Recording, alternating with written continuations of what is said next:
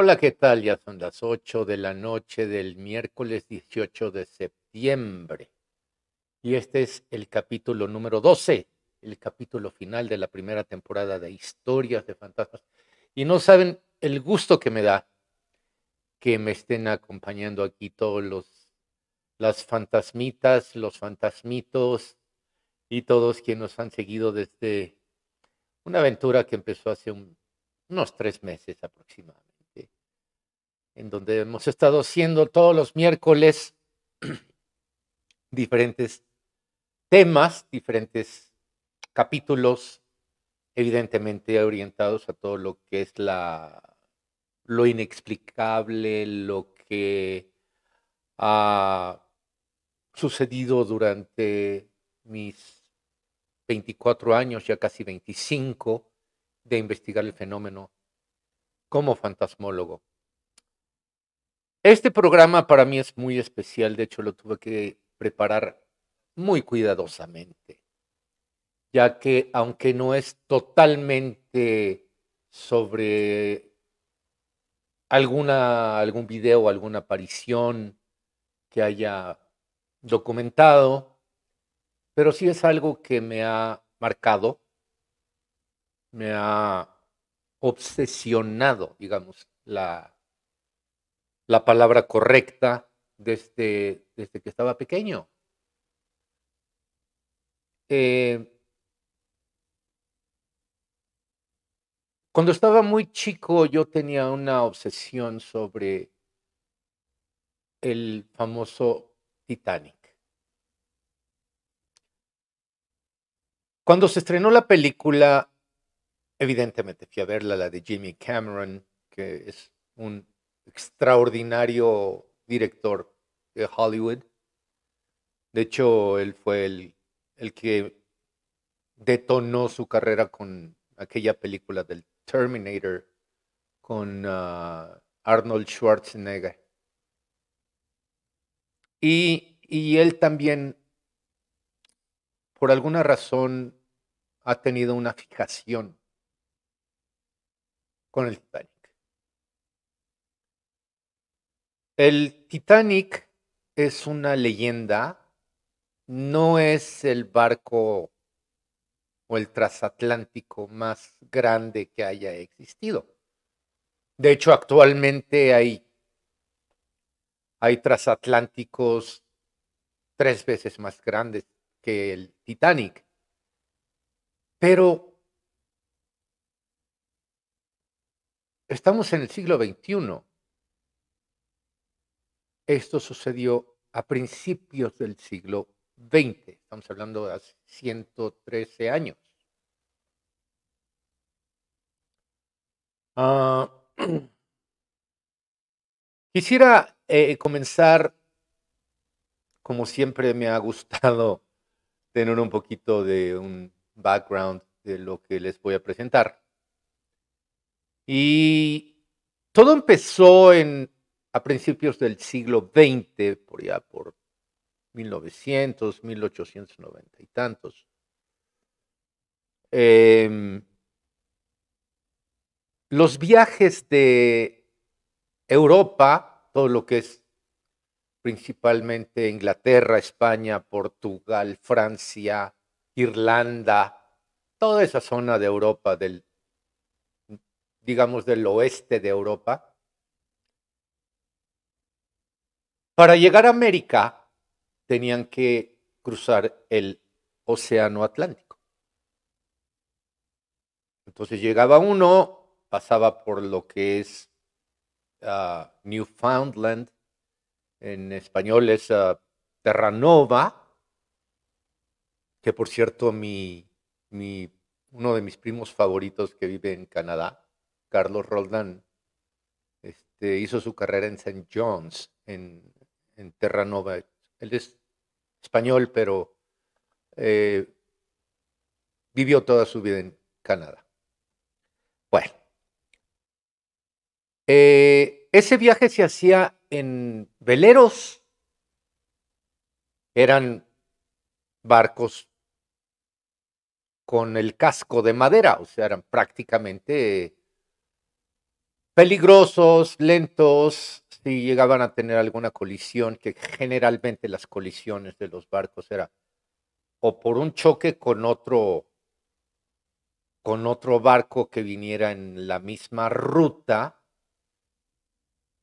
o llegando a tierra, ¿no? Hay veces que había arrecifes, etcétera. Entonces ahí se rompían los cascos de madera, etcétera. Entonces vino una revolución naviera y los líderes era una compañía inglesa que era la Cunard.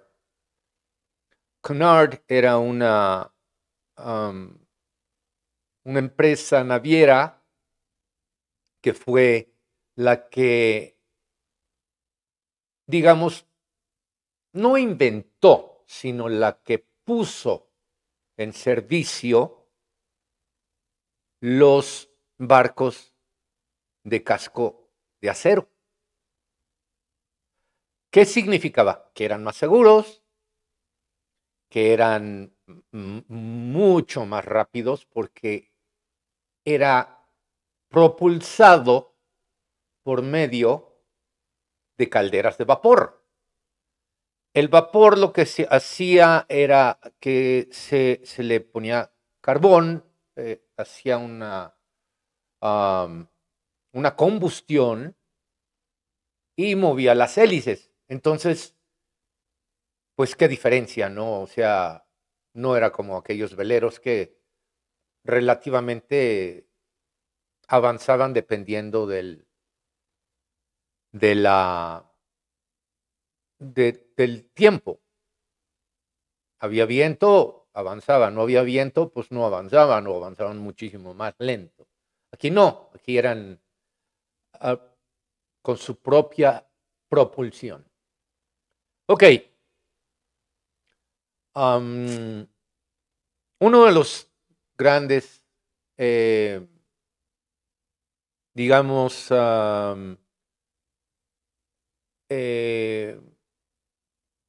accionistas era JP Morgan, que era un tipazo, señor, o sea, era uno de los hombres más ricos del mundo en esa época, hablando de principios del siglo XX. JP Morgan tenía unas acereras y de ahí compró una gran cantidad de acciones para construir unos transatlánticos que eran extremadamente rápidos y esto los hizo muy, muy solicitados en esa época. Yo creo que han escuchado hablar de Lusitania, del Mauretania, que son los barcos o transatlánticos que tenían una velocidad promedio de 30 nudos. 30 nudos. Un nudo es el equivalente a una milla, o sea, 30 millas a la hora, lo cual era un viaje de aproximadamente entre 8 y 10 días desde Inglaterra o Irlanda, o incluso desde Francia, que era un conglomerado ahí de sitios de donde podían venir. Entonces, en lo que uno venía hacia América, el otro ya iba de regreso. Y viceversa, cargaban correo, que en este caso era lo que llamaban el correo, ellos era también mucho de cargo. Lo que es ahora, no sé, a lo mejor DHL o qué sé yo, ¿no? Alguna otra estafetas y Mercado Libre y todo eso, ¿no? Pues esto era él. Y por eso se les ponía las siglas de RMS. O sea, era el RMS Lusitania, el RMS Mauretania Me acabo de enterar también, ahora que hice la investigación a fondo, que había otro que se llamaba la Coetánea, también de la empresa Cunard. Pero era el RMS, que quiere decir Royal Mail Ship, o sea, el barco o transporte real del correo. Pero no se limitaba, como ya era de casco de acero, no se limitaban a llevar únicamente eh, mensajería o correos, cartas, qué sé yo, bonos, eh, cosas que mandaban de Europa a América y viceversa, sino que ya lo convirtieron en pasajeros. Lo que pasa es que el Lusitania, el Mauretania y el Aquitania, que eran los tres gemelitos, eh, eran muy rápidos, pero eran algo incómodos, algo incómodos. O sea, evidentemente, como en todos lados, había primera, segunda y tercera clase, ¿no? Primera clase era con unas comodidades bastante aceptables, no lujosas. La segunda clase estaba un poco más abajo en cuanto a la altura del barco. Y la tercera clase siempre la ponían en la parte más baja. ¿Por qué? Porque era la más solicitada. Entonces, como eran muchos los de tercera clase, tenían que ponerlos en la parte baja para, digamos, para nivelar el, la flotación de los barcos. La tercera clase era terrible en los Cunard, que pues casi, como había mucha migración, ¿no? Hacia, sobre todo a Nueva York, que era su principal entrada a América, pues había algunos que se tenían que ir parados todo el viaje, imagínate, parado 10 días.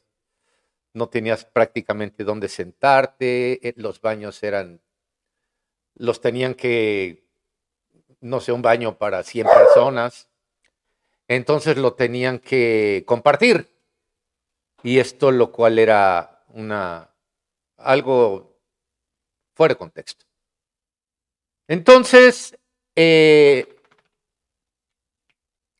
Bruce Ismay, un visionario y también un tipazo, también que era coleccionista de arte muy rico, eh, fundó la White Star. Digamos que White Star y Cunard eran los competidores. Se peleaban el pasaje. Decía Cunard, bueno, tu velocidad máxima, que la de White Star era de 20 nudos, el otro avanzaba a 30. Pero resulta que White Star tenía unas bajo la manga. También tenía unos gemelitos de 3. ¿Cómo le llaman? A lo mejor no son gemelos. Gemelos son 2. Triates, les llaman triates. Como le quieras llamar, eran 3. El Olympic, el Gigantic y el Titanic. Oh, gran diferencia. Uno de los principales accionistas para fundar la White Star y para hacer estos monstruosos barcos. Digo, la palabra monstruosos es de gigantescos, ¿no? No de feos, al contrario, eran hermosos. Estaba John Jacob Astor. John Jacob Astor, el dueño de las cadenas de hoteles, el Waldorf Astoria, y también uno de los hombres más ricos, posiblemente el más rico que abordó el Titanic aquella noche del 10 de abril. No, perdón, fue de día cuando se abordó. 10 de abril de 1912.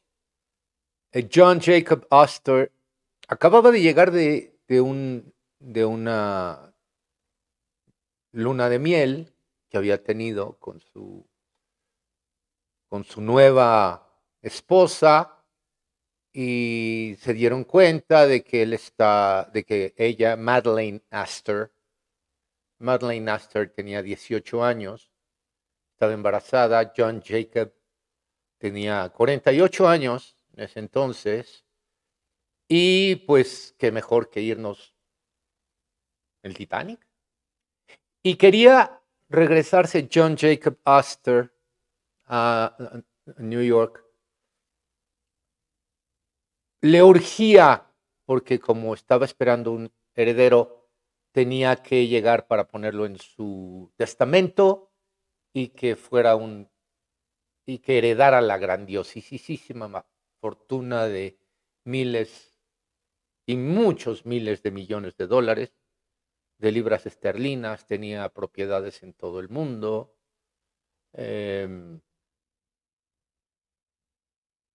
Y se embarca en el Titanic.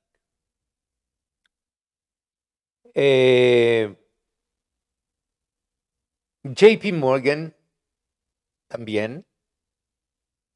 De hecho, él quería comprar una gran cantidad también de acciones del Titanic, pero Bruce Ismay no quiso, ni John Jacob Astor.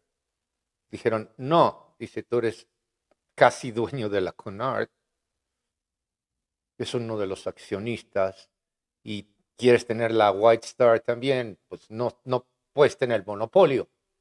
Se rehúsan, pero pues evidentemente era uno de los hombres más ricos del mundo. Esto no quiere decir que se van a enemistar.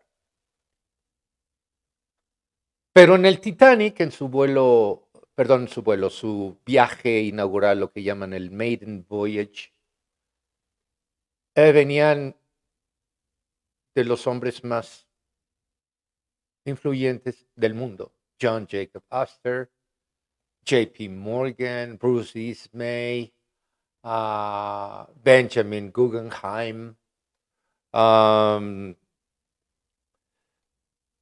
y evidentemente, pues, Bruce Ismay era el dueño o presidente de la White Star. Entonces era como que él manda más.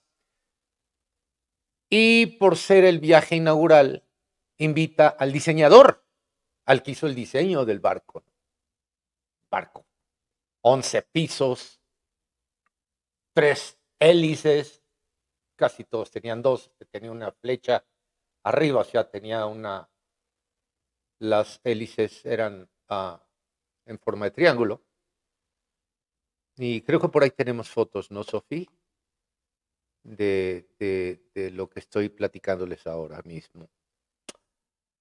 Y viene, pues, evidentemente con la Madeleine, su nueva esposa, el señor Astor. Y también viene Thomas Andrews. ¿Quién era Thomas Andrews? El diseñador. Se sabía el barco de memoria. O sea, hablemos que es un barco que si lo hubiéramos podido sacar del agua y lo hubiéramos levantado en esta forma, en una forma vertical, hubiera estado más alto que el edificio Empire State, que en ese entonces era el edificio más alto del mundo. Pueden imaginarse ustedes la longitud de este barco. De hecho, no lo pudieron hacer más largo porque había sitios como era Normandía, como era Liverpool, como era, no sé, Southampton, que precisamente de ahí zarpó el Titanic. Pero había otros lugares más pequeños y no cabía el barco. Entonces, ¿qué hicieron? Pues vámonos hacia arriba. Entonces eran 11 pisos, estaba de lo largo posiblemente de 3 o 4 campos de fútbol americano. Tenía corredores, tenía muchísima comodidad. Contrario al Lusitania, al Mauretania y al Aquitania de la Cunard, le dicen, ok, tú eres más rápido, pero yo soy más lujoso, más grande y más seguro. Entonces, cuando se diseñó el barco por Thomas Edwards, no, Andrews, perdóneme, es que me confundo con el capitán Edward Smith. Thomas Andrews, la tercera clase tenía como cubículos, o sea que una familia podía caber ahí, tenía su baño propio, en otros ah, eran camarotes chiquitos, posiblemente con 2 camas o 4 camas, como literas, pero era muchísimo más cómodo que el Lusitania o sus hermanos. Y pues evidentemente tenían digamos que una afluencia de pasajeros mucho mayor. Por ahí también tenemos, Sofía, un póster donde están anunciando que vaya la gente al Titanic.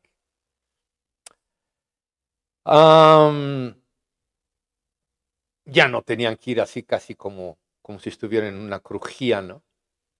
Ya se podían acostar, tenían una especie como de cortinillas que les daba cierta privacidad. Segunda clase, pues eran mucho más amplios, tenían agua caliente, agua fría, qué sé yo, y lo que es la primera clase era un Waldorf Astoria flotante, o sea, un hotel de lo más lujoso, caoba, mármol francés, chapa de oro. O sea, ahí no repararon en gastos. Tenía tinas de baño con las llaves igual chapeadas en oro. Tenían en las habitaciones de los millonarios, tenían un cuarto al lado para sus sirvientes, digamos, para sus asistentes. Em, tenían am, tinas, tinas romanas, tenían gimnasio, tenían albercas, bueno, o sea, me puedo quedar corto en todo lo que tenían de lujo. Entonces, ese fue la forma como empezaron a competirle a la Cunard. Y en una conferencia de prensa, el mismísimo Bruce Ismay dijo, además de que tenemos el barco más grande del mundo, más seguro del mundo, más cómodo del mundo, este barco ni Dios lo puede hundir. No se puede hundir, es inundible. No es, bueno, no cabe en nuestra cabeza que este barco pudiera hundirse porque además tenían el casco, la quilla, o sea, lo que es la parte que va abajo del agua, tenía doble piel, o sea, doble piel de acero. Quiere decir que si llegaran a chocar con algún arrecife o con algún, qué sé yo, con otro barco, o lo que fuera. Entonces, se podía inundar esa parte, pero había aire entre las dos pieles y se inunda, pero aquí ya se detiene. Además, tenía varios mamparos en la línea de flotación, lo que viene abajo del agua. Tenía, mm, eran 11 diferentes compuertas y cada compuerta tenía una puerta automática que si en caso de que chocaran contra algo se inundaba esta, ¡bum!, bajaba una puerta y ya no se pasaba el agua a la siguiente. Y así sucesivamente. 11. Pero esto fue diseñado para que si rebasaba 5 compuertas, que era imposible, entonces el barco se podía hundir. Pero ni pensarlo, o sea, digo, ¿cómo? 5 compuertas inundarlas, pues no, imposible.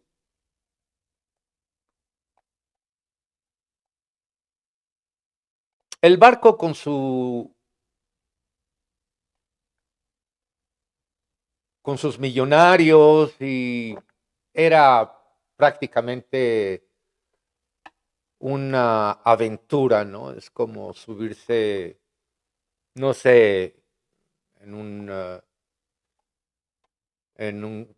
o como lo fue, subirse en un Concorde por allá por los, fue más o menos por los 80. Yo llegué a ver el Concorde aquí en la Ciudad de México. Nunca viajé en él, costaba como $2,000 el viaje de aquí a París. Claro, lo hacían como en 2 horas y media. O sea, lo que hago de aquí a Querétaro, ¿no? En mi camioneta, ¿no? Era un portento enorme, precioso. Uno de los detalles curiosos es que además de que era precioso y que era muy seguro, tenía nada más 3 chimeneas. Bueno, tenía 4, pero funcionales eran 3. Si se dan ustedes cuenta, el Titanic, la cuarta chimenea, era de adorno. No servía para nada. ¿Para qué era? Que se viera más padre, se viera más bonito. Entonces, para ellos era la ostentosidad y todo esto era algo muy importante. Un par de días antes de que zarpara, posiblemente un poco más, posiblemente una semana o 2 antes de que zarpara el Titanic, de Southampton hacia Nueva York, para que se den ustedes una idea en lo que es el archipiélago de la Gran Bretaña, en Inglaterra hay una bahía y justamente ahí está Southampton. Y en todo lo que es la zona de Inglaterra y del el Reino Unido, hubo una huelga de carboneros. ¿Cuáles eran los carboneros? Todos los que proveían el combustible para los motores que eran de vapor, tenían que echarlo en unas calderas para que ardiera, pero resulta que una semana antes se ponen en huelga.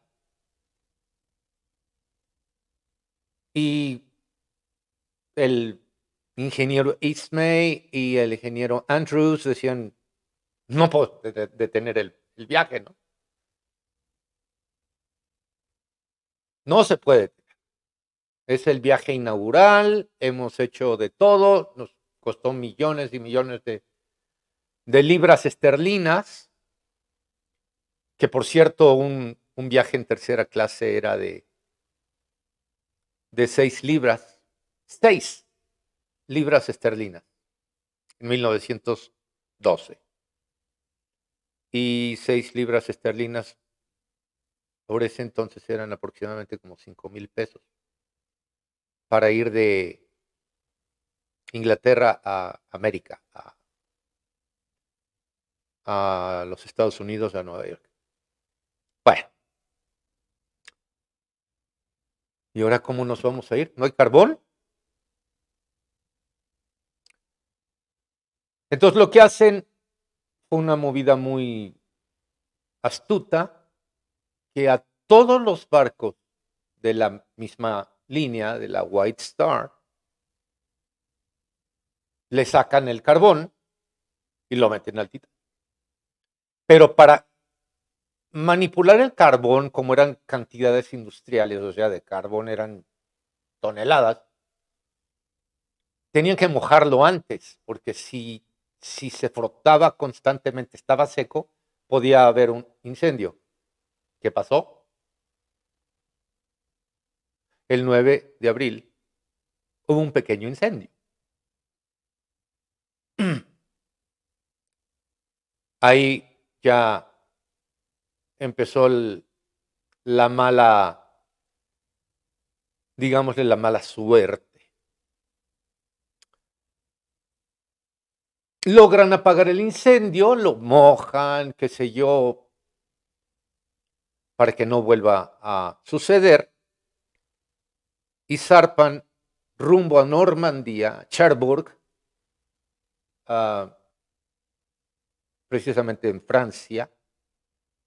Está Francia, Normandía, está ahí mismo en Francia, que se hizo muy famosa esta playa o esta costa, porque fue donde desembarcaron los aliados durante la Segunda Guerra Mundial para derrocar y sacar a Hitler, el peor monstruo que ha habido en la humanidad.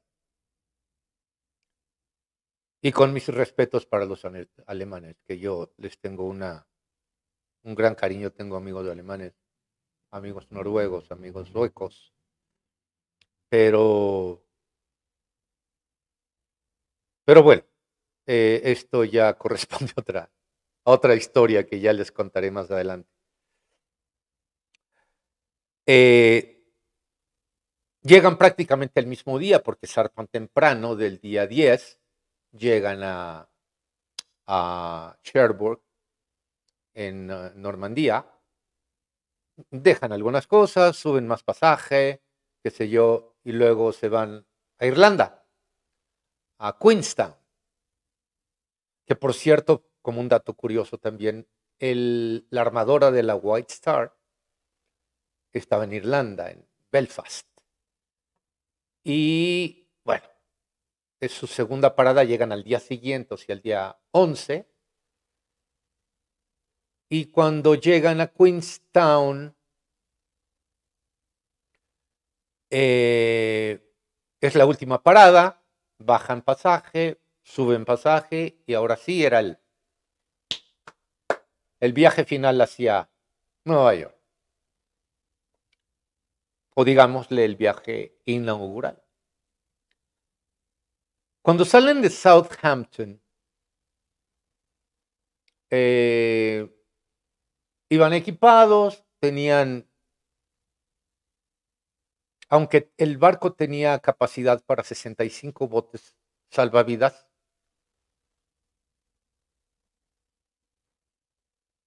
dejan nada más 20. Dices, 20 para 2,200 pasajeros, que por cierto, llevaba la mitad de la capacidad el Titanic. Porque cuando fue la huelga de los carboneros, muchos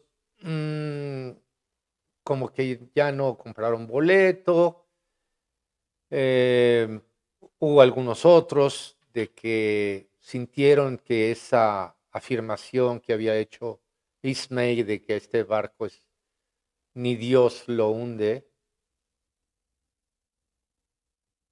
fue como un desafío y no les gustó. Había mucha gente muy ortodoxa, no les gustó. Entonces se dan cuenta de que van con la mitad de pasaje. Ellos, evidentemente, pues hacen promociones como el promo que acabamos de ver ahí del Titanic, que súbete, que muy cómodo, muy seguro, muy todo.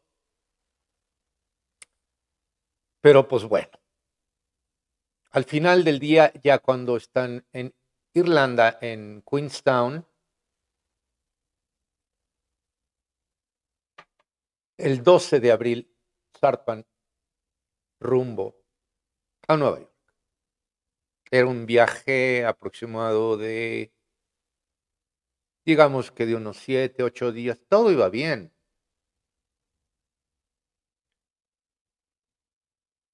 Eh, el barco se comportaba bien. Aparte llevaban un capitán de lujo, uno que ya había ascendido a comodoro. El comodoro, digamos que es ah, el más alto nivel de los capitanes de los barcos. Y esa virtud se le daba únicamente a los que ya tenían muchos años y el capitán Edward Smith ya tenía navegando con diferentes empresas navieras desde que tenía 13 años. Ya.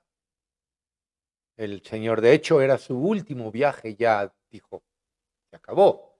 Había capitanado el Olympic, había capitanado el Gigantic y ahora le dieron la oportunidad de ser el capitán del Titanic.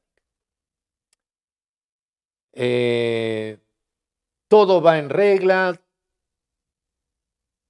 empezaron a navegar a 20 nudos, que era la, la velocidad promedio, pero con eso de la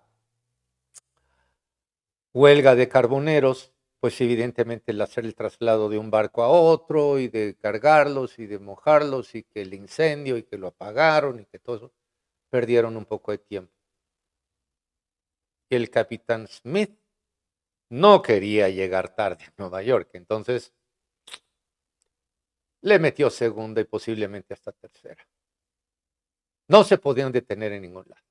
Tenía que llegar a Nueva York lo más pronto posible. 18, 19 de abril. Pero resulta que conforme van acercándose hacia lo que es América, que vendría siendo hacia el suroeste,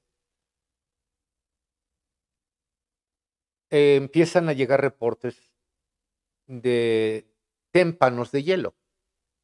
Había unas placas que le llaman las gruñidoras. Son unas placas que les llamaban gruñidoras porque cuando chocaban una con otra, se oía como un gruñido, como de un, a lo mejor de un tigre, un león o algo así. Entonces, pero no nada más era eso era lo de menos. Había icebergs. Y los icebergs, los témpanos de hielo, tenían una altura por muy baja de un edificio de, no sé, 6, 7, 8 pisos, afuera de la línea de agua. Por ahí tenemos la foto que nos pone Sophie. Esta es una ilustración de lo que nosotros vemos, lo que está arriba de la línea de flotación, es el iceberg, pero lo que vemos. Y todo lo que está abajo es el témpano gigantesco, que es muchísimo más grande que el mismísimo iceberg. Eh, entonces, pues todo el mundo compartía, los ricos, pues ya sabes, fumando el habano, con el coñac, y reciben una alerta de un barco llamado el Californian. Y el Californian dice que recibió avisos de que había una muralla de icebergs, que era muy peligrosa que bajaran. Para este entonces eran de los pocos barcos que tenían el telégrafo o radio inalámbrico de la marca de Marconi, que fueron los que sacaron los radios inalámbricos. Antes, para comunicarse de un barco a otro o de comunicarse con tierra, eran como unos faros que tenían como unas persianas, se abrían, se cerraban, las movían con una palanca y eran como luces, destellos de luces, que era una clave Morse. La clave Morse eran puntos y líneas. Entonces, cuando era un rápido eran puntos y cuando lo hacían esto, más lento era una línea. Entonces había como telegrafistas, como expertos en clave Morse que tenían que anotar lo que le decía el otro barco. Era un relajo terrible. Y estos no, ya tenían lo más avanzado en tecnología de comunicación. Y le dice, bájale porque hay peligro. Y el radiotelegrafista, digamos, del Titanic, sí, gracias, gracias, perfecto. Y estaba muy ocupado porque como había muchos, gente, mucho dinero que tenía, por ejemplo, el señor Astor o JP Morgan, que tenían Ismay el mismo y muchos más de los que había en el Titanic, mandaban mensajes a sus empresas, cuestiones de negocios, a ver cómo estaba la bolsa de valores en Wall Street. Entonces le llegaba una pila de este tamaño al telegrafista. Entonces otra vez le volvió a hablar al Californian, que era como un barco fantasma. Después ya no se supo mucho del Californian. De nuevo, bájenle a la velocidad, si pueden. Nosotros nos vamos a estacionar porque está muy peligroso lo de los témpanos. Era una noche preciosa, estrellada como nunca. El mar calmo.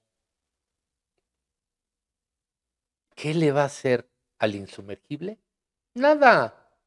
Sí, recibido. Y deja de estar molestando porque estoy ocupado.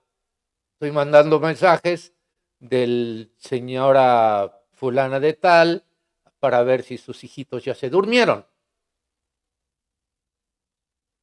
Entonces, grave error. Dice, ok, yo ya les avisé. Y el radiotelegrafista, como ya se había estacionado, digamos, inmovilizado, el Californian, se va a dormir, literalmente, y estaba a 5 millas, muy cerca. Justamente empiezan a buscar los binoculares, porque en este entonces no había radares con los barcos actuales, ¿no? Había en la parte del frente del barco, había un mástil enorme, tenía una canastilla arriba y había lo que llamaban los vigías. Y tenían que estar ahí día y noche, se turnaban cada determinado número de horas. Y empiezan a buscar los binoculares y dónde están los binoculares y dónde quedaron y cómo quedaron y nada, y los binoculares por ningún lado. Eran binoculares de muy específicos, ¿no? Tenían la capacidad de ver con más claridad en la noche, lo que hoy llamamos el night vision, en mucho más primitivo, pero podían ver lo que había lejos. No había. Igualmente, ¿en dónde están los chalecos salvavidas? Nunca le instruyeron a los pasajeros en dónde estaban los chalecos salvavidas.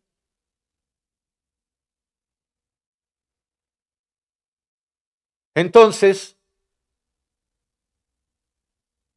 11:40,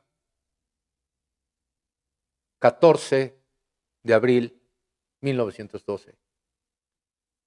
De repente, el vigía empieza a sonar la campana y decir, iceberg enfrente, y adormilados todos, y pues nunca se esperaron que iban a ver un iceberg enfrente de ellos. Entonces, en el puesto el control, en el puente, resulta que el capitán Smith, igual, con la confianza y con todo,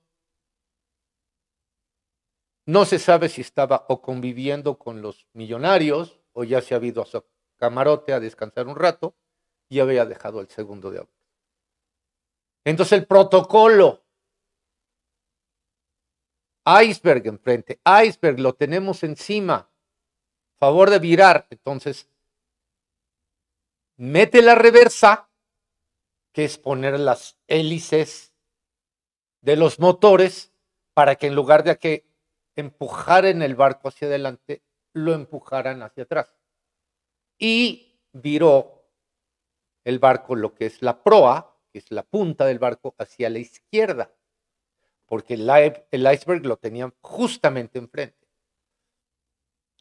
El momento en que hace eso, el barco no hace nada. Iban con una velocidad tal de que aunque viraran, era tan grande el barco que apenas fue perceptible que se empezó a mover a la izquierda y en reversa. Pero la parte de la quilla de abajo del barco pega o roza más bien contra el iceberg y le empieza a hacer una rajadura, como si fuera un abrelatas. Pero eso no fue lo peor. Llegó hasta el cuarto compartimento, pero como el barco estaba virado hacia la izquierda y lo habían puesto en reversa, ahí viene de regreso y empieza a rebotar contra el iceberg y llega y se inunda el quinto compartimento. En un barco de esa magnitud, un golpe, un rozón con un iceberg no se nota, pero sí hizo un daño más allá de lo que se imaginaba. Entonces llega el capitán Smith, endereza, vira el barco hacia el otro lado para que en lugar de que fuera dando tumbos contra el iceberg, la proa, entonces ya se separa, pero ordena parar los motores. Entonces el Titanic se queda inmóvil. Hay algunos de los pasajeros que se levantaron, salieron, se subieron. ¿Qué está pasando?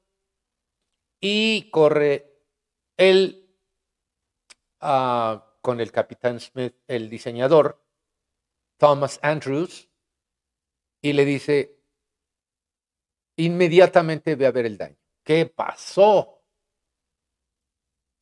sea, ¿por qué?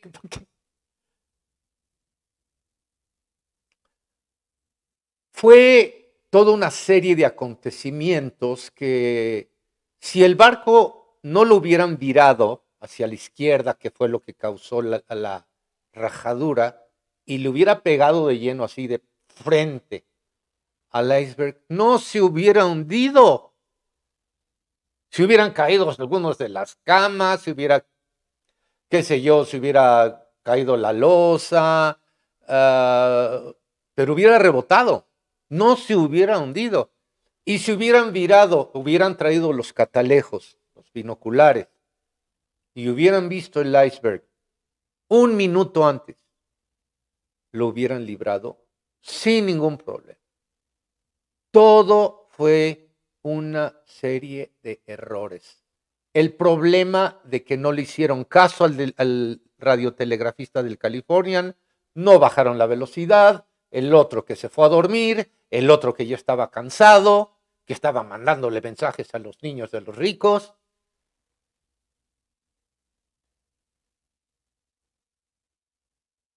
Y para colmos, solo había 20 botes salvavidas, de los cuales únicamente se abordaron 17. Había un bote del Titanic, tenía capacidad para 45 tripulantes o pasajeros, 45 en cada bote. Había botes en que únicamente había 14, 16 personas. ¿Por qué no se subieron más? Porque muchos pensaron que había sido una falsa alarma. Ok, pegamos contra un iceberg, se inundaron 2, 3 compuertas, perdón, líneas de flotación, compartimentos. Se nos va a hundir. Ni Dios lo hunde. Pero resulta que sí.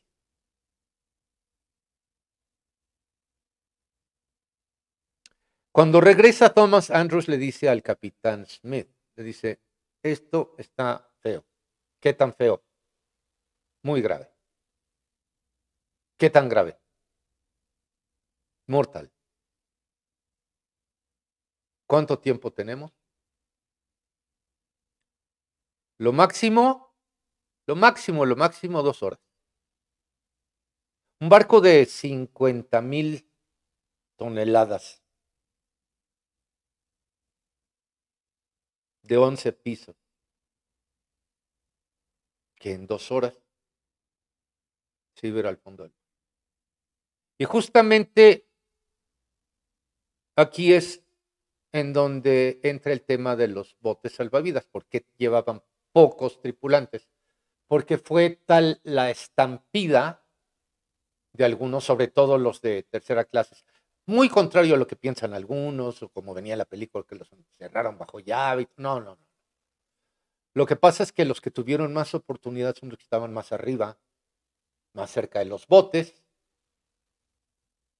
pero los que estaban en la tercera clase, había tantos pasadizos, tantas compuertas, tantos lugares que no sabían a dónde ir. Y muy, muy acertadamente, y esto sí se lo reconozco a Jimmy Cameron en la película, que dice, sigan las ratas. Porque siempre en todas las hay ratas.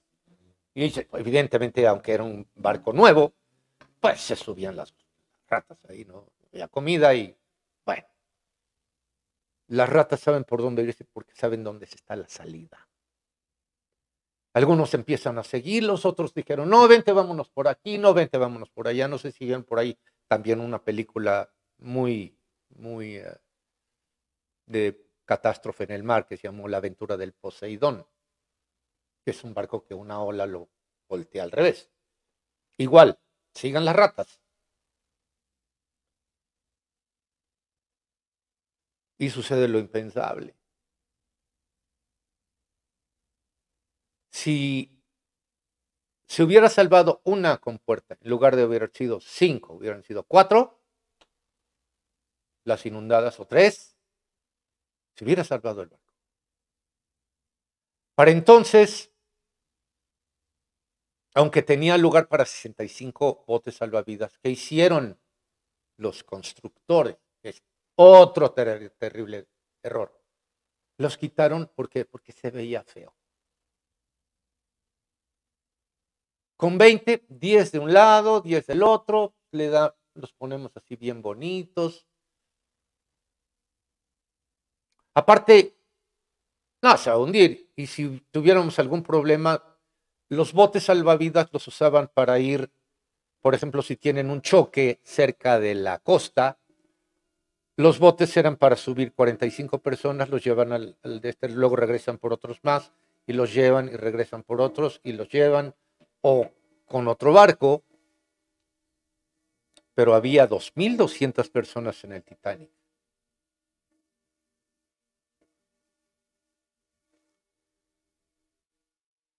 Eh, Uno de los datos muy interesantes es que John Jacob Astor, el hombre más rico del planeta, no se quiso subir a ningún bote salvavidas.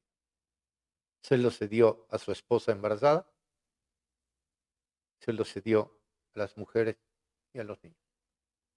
Él murió. JP Morgan, otro de los hombres más ricos del mundo, se hundió con el Titanic. El único de los grandes millonarios que sobrevivió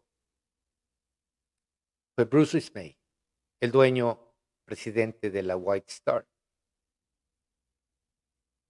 Andrews, el diseñador, se fue al fondo del mar.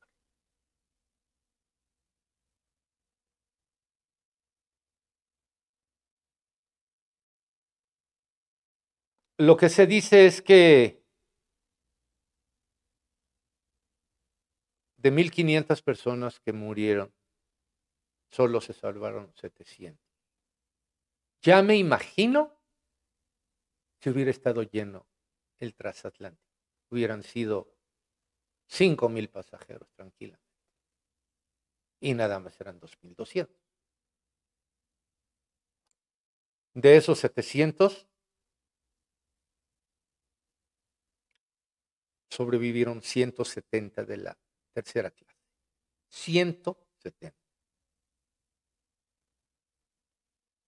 La mayoría murió de hipotermia, no por ahogamiento, sino por el agua tan helada. Digo, estamos hablando de que el Titanic se hundió a 600 millas de lo que estábamos hablando de Newfoundland, de St. John's, en donde estaba Carlitos, y le faltaban escasos, posiblemente 2, 3 días para llegar a Nueva York. Pero no llegó, no llegó. Cuando estaban haciendo los avisos de auxilio de que ya la proa del barco, que por cierto, aquí tengo una réplica del Titanic. Esta, ¿la podemos ver, Sofi? ¿La acerco más? Ok, ok. Esta es la proa, la punta, la popa, están las hélices, están las 4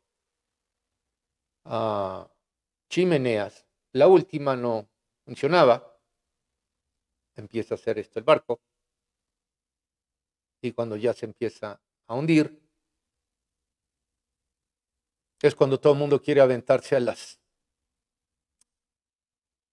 los botes salvavidas, algunos que se aventaban así al vacío, literalmente caían en el agua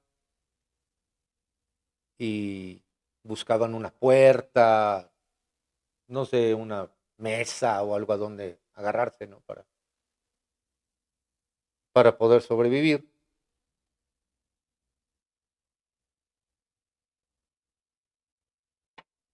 Pero la mayoría murió de hipotermia. Horas antes de que esto sucediera, empezaron a lanzar bengalas. De hecho, lo vieron en el California. Por ahí me llegó el rumor de que vieron en el California que estaban aventando bengalas y todo, y de auxilio, y pensaron que era la fiesta, que estaban celebrando, que estaban aventando bengalas y no sé, que estaban en la fiesta. Apagaron las luces, se durmieron cuando estaban a 4 millas. Hubieran podido salvar tranquilamente a 1,000 personas más. No lo hicieron. Pero hubo un barco que se llamaba el Carpathia. Irónicamente, el Carpathia no era de White Star, era de Cunard. Justamente también el California era de la empresa Cunard, no era de la White Star. Pero creo que en esos momentos no importa de qué empresa eres, ¿no? Hay un accidente y hay que salvar a la mayor parte de gente posible. Llega el Carpathia, hay algunos salvavidas, barcos salvavidas, que por cierto tenemos ahí uno, miren, aproximadamente es la mitad de lo que podría caber, es de los que venían más llenos, es una foto real de los sobrevivientes del Titanic, justamente que se estaba acercando al Carpathia. Y tenemos otra foto, Sophie, donde con una especie de grúas, ahí está, van subiendo los sobrevivientes. Y que por cierto, y fue toda la historia muy posiblemente de lo que me hizo la obsesión tan grande que tengo del Titanic y que ni siquiera sabía, es que venían dos parientes míos ahí. Venía una tía abuela segunda, yo lo investigué, tía abuela segunda, o sea que era prima hermana del papá de mi mamá, Mariana Asaf. Y su hijo, no he logrado determinar bien si era su hijo o su sobrino, pero muy seguramente por el nombre era su hijo. Tuvo 7 hijos. Gerios. Sí iban a venir los demás, pero último lo dijeron no. Unos porque no querían dejar a la novia, otros porque no querían dejar al novio, etcétera. La cosa es que nada más fue Gerios. Gerios nunca fue encontrado. Se murió. Y Mariana era enfermera. Estando, imagínense, de 2.200 pasajeros, hubo 170 sobrevivientes de tercera clase. De hecho, hubo 700 en total, los que fueron rescatados con vida. Entre ellos mi tía abuela, Mariana.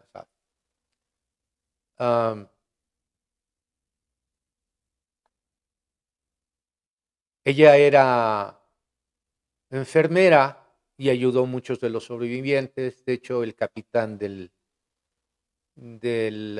Carpathia, el RMS Royal Mail Ship Carpathia, le obsequió unas charolas de plata que vienen grabados como RMS Carpathia. Estamos justamente viendo uno de las bandejas de plata.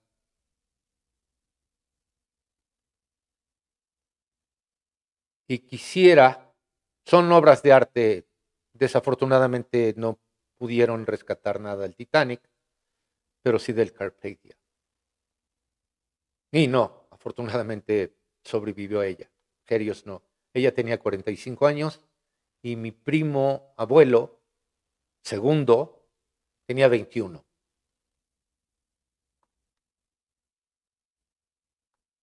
Está en el fondo del Atlántico. Ahora, quiero ponerles este video porque ahí les están narrando, les estamos por medio de unas pizarras, fotos de mis antepasados. ¿Por qué desde los 5 años empecé yo, 7 años, tener esta fijación? Si yo nací, no sé, 30 años, 40 años después de que se hundió el barco. ¿Reencarnación? ¿Hubo alguna reencarnación conmigo? ¿Por qué lo sueño tanto? Vamos a ver el video. Y sobre todo, que es muy importante, pongan atención a las imágenes que fueron tomadas por Joseph Davis con una cámara de esas de esos que agarraban eran como unos cartuchos así o unos cintas que tenían que mandar a revelar y bueno, que grabó justamente el momento en donde se está hundiendo el barco. No son recreaciones, no son de la película de Jimmy Cameron, no son ah, ninguna imagen que haya sido hecha en una maqueta. Son, es una película de 8 milímetros, muy, no sé si recuerdan aquellas cámaras Bolex y Kodak con la que grabaron, se hicieron muy famosas cuando grabaron el asesinato de John Kennedy, del el señor Zapruder, que está en una loma y va pasando Kennedy y tiene de esas cámaras que dan con los rollos esos raros, que por cierto tengo una, qué mal que no me la traje, se las traigo a la próxima. Tengo una Bolex y se graba cuando aquella escena famosa de que sí hay un segundo tirador, que fue el que mató al presidente Kennedy. Bueno, una de esas se grabó. ¿Cómo sobrevivió? Posiblemente la haya tenido alguno de los sobrevivientes, pero son impactantes. Vean ustedes escenas reales del hundimiento del RMS Titanic.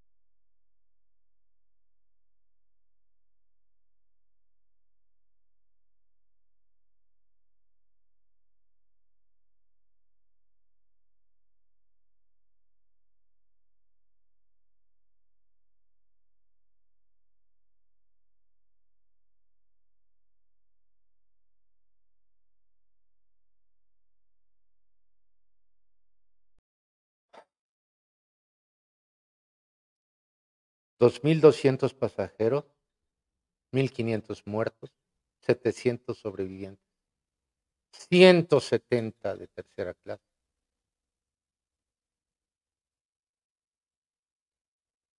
Y mi tía abuela, segunda, según cómo es mi ascendencia, Asaf. De hecho, le estaba pidiendo a Sofi que si nos hace favor de poner una imagen que tengo. Bueno, son dos imágenes. Una, justamente esta que estamos viendo, que esta, digo, porque nunca falta el incrédulo, el simpático que diga, ay, no es cierto, son mentiras. No, no son mentiras. Yo no digo mentiras.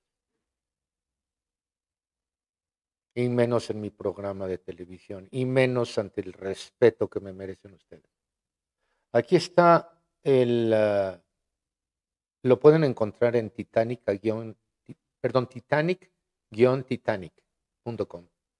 Vamos a verlo de nuevo, Sofía. La foto es en donde está como pasajero, que de hecho vienen los 2.200 pasajeros, los vivos, los muertos. Hay algunos en donde dicen estaban en tal bote, el número del boleto.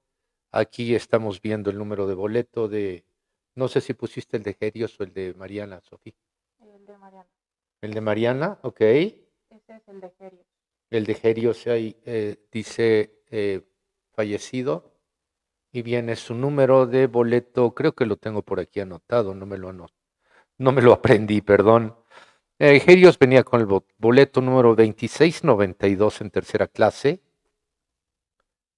y Mariana venía con el boleto número 2696 en tercera clase. Ella sobrevivió. Ahí viene, lo pueden ver también en la enciclopedia titánica, se llama, y viene la evidencia de que ambos estaban en el fatídico Titanic. Por alguna razón, les quiero mostrar también aquí que soy coleccionista de varios modelos del Titanic. Me falta uno. Ya lo mandé pedir. Aquí está. Este es el Titanic. Antes de zarpar. Aquí tienen otro. De hecho, este venía en piececitas y Sophie, estando más chiquita, lo armó. De repente le entregué todo. No sé qué pasó. ¿Te acuerdas, Sophie? Sin manual Sí, y sin nada. sí, sí, Sabía sí. dónde iban las partes, cómo le hizo. ¿Por qué yo sé tanto del Titanic? ¿Por qué? Obviamente sí es por estudiar, lógico. Pero hay muchas cosas en donde me veo en ciertos pasadizos, entrando a ciertas puertas.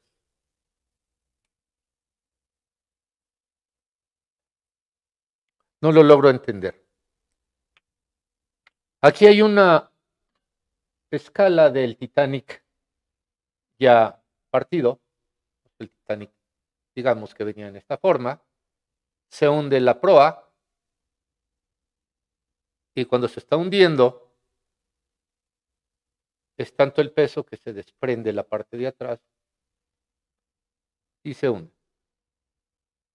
4.000 metros de profundidad en el Atlántico. Estamos hablando de 4 kilómetros desde la superficie hasta donde quedó el Titanic. Eso de que dicen que los buzos y que tomaron video y que no hay buzos ahí. O sea, no. Las, los artefactos que han sacado toman video, que por cierto James Cameron para hacer la película hizo una extensa investigación de todos los restos del Titanic. Son submarinos, algunos tripulados, algunos a control remoto, porque es tantísima la cantidad de agua que están encima de estos restos que no sé, no conozco mucho de uh, los buzos o del tema del buceo, pero hay una cierta profundidad en que el cuerpo humano no resiste la cantidad de agua que está encima y te aplasta como una nuez. Aquí está el Titanic hundido. O sea, así es como se ve. No sé si se alcanza a ver, Toby. Lo acerco un poco.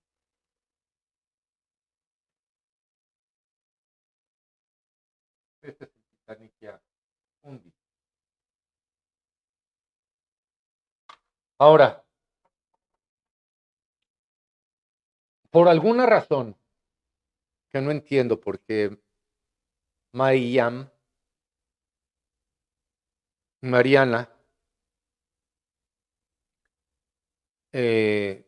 murió en el 83 en Ottawa, en Canadá. Tuvo 7 hijos. De alguna forma, mi abuelo, que venía del Líbano, y vino a América, se casa con mi abuela. Tuvieron 22 hijos, increíblemente. Mi mamá fue la número 22. 22 hijos. 11 hombres, 11 mujeres. Don Jorge Asaf, mi abuelo,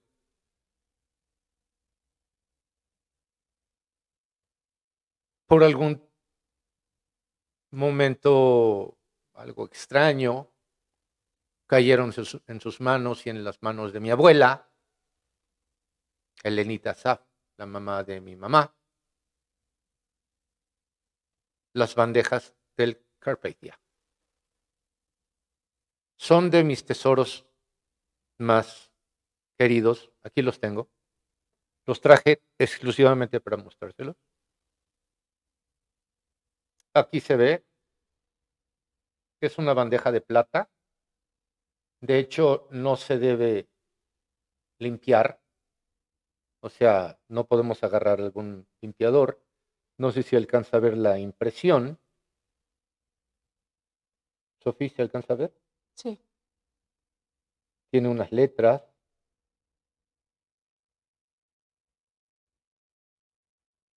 Ok. RMS Carpathia. Y una más pequeña, que es esta. Es como un plato botanero, pero es totalmente de plata. No lo he querido limpiar.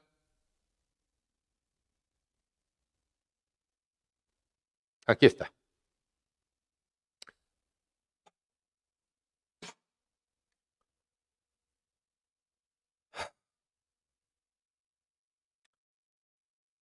Este es mi episodio número 12. Con este termino la primera temporada. ¿Qué piensan? ¿Creen en la reencarnación?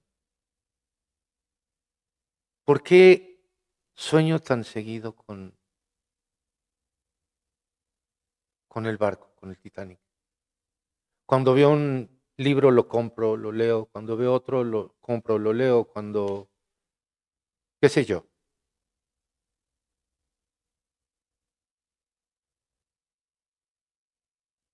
Es extrañísimo, pero yo sí creo que tengo algún nexo con el RMS Titanic.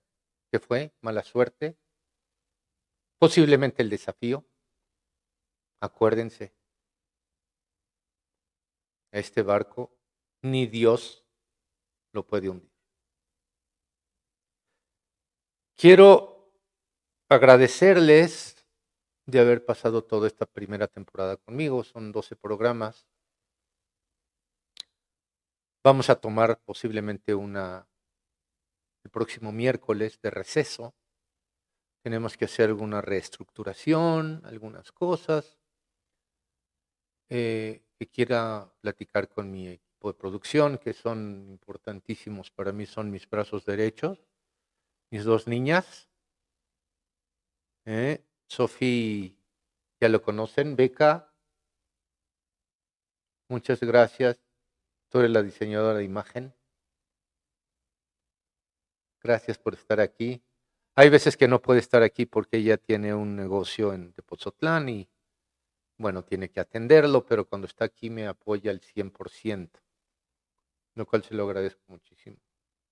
Sofi está estudiando producción, televisión, entretenimiento y todo eso, y pues estoy muy feliz de que pues es la número uno de su clase. Es la número uno, pues con la experiencia que tiene desde los 3 años, 4 años que está viniendo conmigo a la televisora, chiquitita. Sí. Les voy a, yo creo que ahora vamos a hacer nada más lo que es la despedida, algunas preguntas, algunos saludos. Sofi, tenemos algunos saludos porque me gustaría que pasaran las dos niñas y que me dijeran qué es lo que sintieron en este tiempo de transmitir historias de fantasmas con su padre. Sí. A ver, menciona por favor a las personas que nos hicieron favor de acompañarnos. Bueno, obviamente saludos a todos quienes nos ayudan, a Edgar Luis, que es incondicional, también a mi querido coach, que me ha estado coachando en todo lo que es transmisión por internet, a César Buenrostro, a Santo Moret también, que es una gran persona, Davo Valkrat, también un youtuber muy conocido, y síganlo. Y también a John Misterio, bueno, a cantidad de amigos, ¿cómo se llama este otro amigo que me acaba de invitar a su programa? Bueno, enseguida me acuerdo y le voy a mandar también saludos. Este, Dinos, Sofi, ¿quién nos ha estado mandando algún mensaje o algo? Bueno, de primero tenemos a Antares, que es de Ontario, Canadá, y que era mención especial porque nos hizo una donación de dinero. Ay, muchísimas gracias. Un abrazo, Ontario, ¿eh? Y muchísimas gracias por tu aportación. Seguramente que todo lo que estamos recibiendo y que vamos a recibir por parte de ustedes, por parte de la empresa YouTube, etcétera, lo vamos a reinvertir en el mismo canal. Cada vez queremos ser mejores. Muchísimas gracias por tu aportación y un beso grande a Ontario. Y yo estuve en Quebec, en Montreal. Ok, entonces, te mando un abrazo. Sí conozco tu provincia de Ontario. Entonces, un abrazo muy grande. ¿Quién más? También Carolina Zacarías. Carol, mm, ¿qué dice Carito? Nos puso, fue la primera en comentar, nos puso que hola, qué buenas noches. Ay, gracias, Carito. Un cariño muy fuerte que tengo a ti y a toda tu familia. Momentos preciosos que pasamos cuando yo llegué de Canadá, vivía en San Luis Potosí, tenía una banda y Carito canta hermoso y era parte de mis coros cuando David y su banda electrónica. Estamos hablando de los 70s. Imagínense ustedes. Gracias, Carito. Daniel Fernández dice saludos, David. Daniel, muchos saludos, muchos saludos. Gracias por seguirnos. Recomiéndenos. Ay, por supuesto, denle like. Sí, eso es importantísimo. Y suscríbanse y sobre todo recomiéndenos con todos sus amigos. Y aquí veo a los de siempre, que son Pétalo de Rosa, Pétalo de Juan Rosa Luis, también, saludos. eh, Debe de estar por ahí también mi compadrito Alejandro López Matos, López sí. Matus. Compadrito, muchas gracias. Te prometo que para el próximo vamos a sacar ya cuando empecemos la segunda temporada el de Cornelia. Yo sé que tú votaste con Cornelia, pero para mí era muy importante sacarlo del Titanic. Espero que te haya gustado. Gracias, un beso a Clau y a tus hijos preciosos, que son chulada, o sea, son mis sobrinitos. También da saludos a Julio César Medina. Julio César, Julio, muchas gracias por seguirnos. Espero que te haya gustado. Sobre todo, alimenta mucho el alma conocer tantas cosas. Roberto Barrón. también está. Roberto, Rob es el guarura número uno que he tenido en toda mi vida, que por cierto fue guardaespaldas del Papa cuando estuvo aquí en México, ha sido guardaespaldas de varios presidentes, ha sido guardaespaldas de muchos amigos míos. Yo lo conocí por Claudio Yarto de Caló, que él hizo todo lo que es la seguridad de el gira de los noventas, toda la gira que hicieron, todo. Es un tipazo. Y pues ahora que haga alguna gira, ahorita no hemos hecho nada, mi querido Rob, pero te agradezco mucho que estés eh, como espectador en Historias de Fantasmas. Ya sabes que te mando un abrazo de corazón. También está Cintia Martínez. Cintia, muchos saludos. Em, Freddy Sosa, saludos desde Bakersfield, California. Bakersfield, padrísimo, qué bueno. Yo pasaba por ahí, por tu tierra, cuando íbamos con mis padres a toda la zona de California, y luego nos íbamos, rentábamos un auto y nos íbamos, pasamos por Bakersfield, pasando todo lo que es Long Beach, y nos subíamos, bueno, Long Beach está hacia el sur, pero bueno, pasábamos por ahí y luego llegamos incluso hasta Las Vegas, la ciudad del pecado. Pero no éramos tan pecadores, íbamos a ver más que nada los espectáculos. Ya sabes, Barry Manilow y Celine Dion y... Bah. Un Mm, abrazo muy fuerte, brother. Saludos desde México. Eduardo Avelar, buenas noches, excelente programa. Qué bueno, les gustó. Yo tenía un poquillo de miedo que se me fueran a sentir demasiado largo el programa, pero faltó tiempo para dar más información, pero creo que lo más importante salió al aire. Muchísimas gracias por tu calificación. Gracias. Michelle Castro Mazas dice, excelente programa David, felicidades por darnos tan detallados momentos de este trágico y fantasmal incidente. Correcto, correcto. Sobre todo, como lo que se da y lo que no se da, pues no se da. Sí, también digamos que la parte inexplicable es por qué tengo tan vívidos sueños, por qué conozco detalles tan específicos sobre el Titanic. Em, Posiblemente haya sido alguna reencarnación, posiblemente haya sido una, ah, una forma de posiblemente un viaje en el tiempo, no sé, lo desconozco. Pero sí sé detalles y conozco detalles que otras personas no lo saben. Muchas gracias y qué bueno que les gustó el programa. Así me gusta hacer programas interesantes y que queden satisfechos ustedes. Antares pregunta que si de haber tenido la oportunidad, te hubiera gustado descender al Titanic en el Titán. Bueno, descender en el Titanic no creo, porque entonces no estaría aquí platicando con ustedes. Sí me hubiera gustado a lo mejor ser del equipo de James Cameron,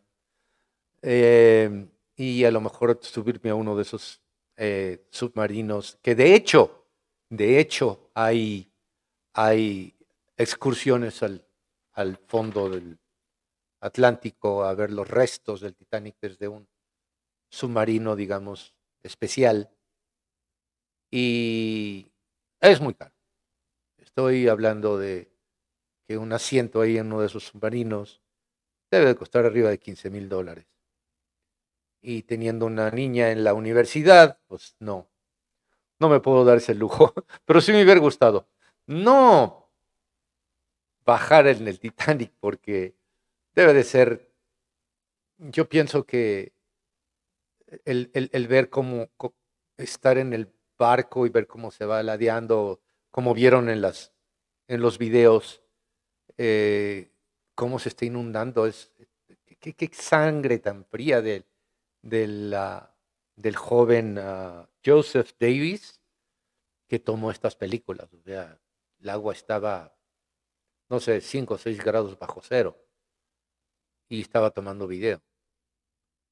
Debe haber sido tremendo, pero posiblemente a lo mejor sí fui alguno de los que se fue al fondo del mar. o que viajó en el Titanic. Y reencarné 40 años después. No sé, quién sabe. También está Alfsar y dice que saludos, que estuvo muy cool. Ay, que gracias, gracias. Alfonso Sartoni, también del equipo de Proyecto Dimensión Desconocida. Muchas gracias por seguirnos y por seguir presente. Fonsi, un abrazo. Ok, vamos Am, a hacer una... ¿Quieres mencionar a alguien más, Sofi? Hacemos ya la ah, despedida. sí, nada más el último, saludos a Oxlack Castro, que Oxlack. dice, me da gusto encontrar tu canal, genial noche, buen tema el del Titanic. Ay, gracias, Oxlack. Qué gusto, Oxlack. A los que puedan seguir, lo que yo me imagino que muchos de ustedes lo siguen, es uno de los investigadores de fenómenos paranormales más reconocidos que hay. Yo le tengo un gran cariño y le tengo un gran respeto al buen Oxlack, que tiene su canal. Búsquenlo como Oxlack investigador, qué sé yo. eh, ya nos podrás poner ahí en el chat cuál es tu dirección. No me la sé de memoria, pero estuvimos hace 8 días platicando muy a gusto en tu canal. Bien padre, y sobre todo me gusta que veas, que tengas ambos lados de la balanza, ¿no? O sea, hay cosas que tú dices, ok, esto es inexplicable, pero tenemos que buscar la explicación, ¿no? Entonces estás del lado de lo que es los creyentes y los no creyentes. Entonces eso es como debe de ser un investigador serio, ver ambos lados de la moneda. Y yo la verdad te respeto mucho como investigador y te tengo un gran cariño. A ver si algún momento dado hacemos un enlace o si quieres venir aquí en vivo, eres bienvenido. Te mando un abrazo, muchas gracias por estar en el canal de Historias de Fantasmas. Espero que te haya gustado este especial que hicimos. Y ya vamos casi para las 2 horas, ¿verdad, Sofi? Se nos Sí. fueron, se nos fueron volando. Muchas gracias. Te mando un abrazo. Ahora quisiera que vinieran mis dos niñas, por favor, que son mi brazo derecho. Va a tener que dejar los controles. Vamos, pone el avión en piloto automático, Sofi. A mis dos niñas.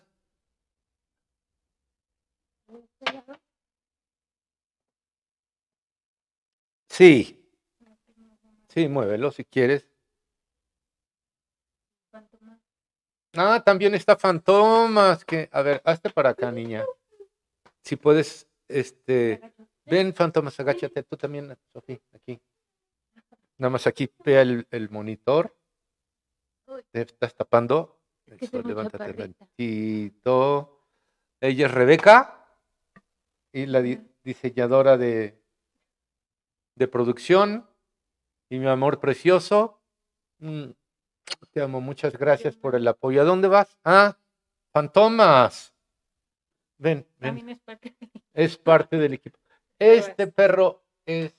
Ay, no, no, no. Ya traí la pijama. No, ya. Mm, ¿Estás nervioso? ¿Qué tienes, Fantomas? ¿Estás nervioso? Mm, Dile saludos a todo el público. A ver, vamos a ponerlo. Ahí ponlo encima de aquí. Mejor aquí abajo. Ya te fue para allá. Y esta niña, directora de producción, y esta niña, perdón, ella es la diseñadora de imagen, y ella es la directora, y es la productora, y cada vez vamos arriba, y la verdad es que sí, es mucho trabajo lo que ella, casi toda la preproducción, no casi, sino la preproducción es responsabilidad de Sofía, así es que mucho del éxito que tenemos es gracias a estas dos niñas hermosas que les agradezco y yo sé que van a estar conmigo en la segunda temporada. Muchísimas gracias del equipo de Historias de Fantasmas. Eh, Creo que ya hablé mucho. ¿Cuál fue tu sensación de haber estado en el equipo? Dime cuál fue tu sensación. Muy buena, me encanta. ¿Te Pero gusta? estar atrás de cámaras. ¿Y tú, Sofita, cuál fue tu sensación de estar? Ella tiene más Arrodíllate. práctica. Pues muy bien, todo esto de las ediciones de todos los videos que ven ustedes y todas las Acércate más. fotos que se llevan, también se el muevan. poner los micrófonos y la cámara y todo esto. Todo el set y todo eso Sí, es cuestión de las dos niñas, sobre todo de Sofi. es Esto, muy, agárralo, fotos. ponlo más para allá, qué todas sé las yo. fotos, todo lo que ustedes ven, todo eso me alegra que les guste y ya, y compartan mucho. Like. Muy bien, chicas. Muchas gracias, mi vida. ¡Mua! ¡Mua! Te amo. Gracias, igual. Bueno, es hora de decir adiós para el episodio número 12, El misterio del Titanic. Muchísimas gracias por estar conmigo. Mándenos, suscríbanse. Pueden, incluso tenemos por ahí un WhatsApp, Sofi, un Sí, chat en donde pueden opinar, donde pueden decir lo que les gusta, lo que no les gusta, etcétera. Pero manifiéstense siempre. y creo que también nos falta el video del público. Y ya sería Lo vamos a lo dejar último. ya pendiente para la próxima, Sofi, Ok. porque yo creo que ya nos extendimos demasiado. Muchas gracias a todos, fantasmitas, fantasmitos. Qué bueno que les haya gustado. Yo soy David Rojas, el fantasmólogo, y espero, si les gustó la primera temporada, la segunda va a estar mucho mejor. Muchas gracias por estar y por estar siempre presentes, y que Dios los bendiga. Hasta la próxima.